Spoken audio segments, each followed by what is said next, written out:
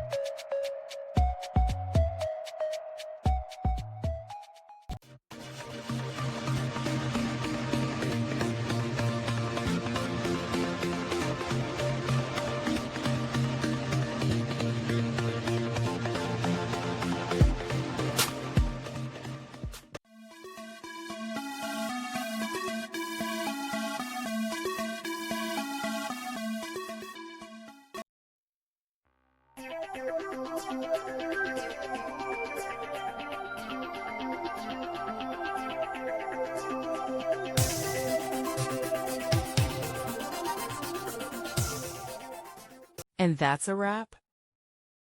I hope you found the answer you were looking for. If you did, take a second to hit that subscribe button. It really helps out. And let me know in the comments which solution worked best for you.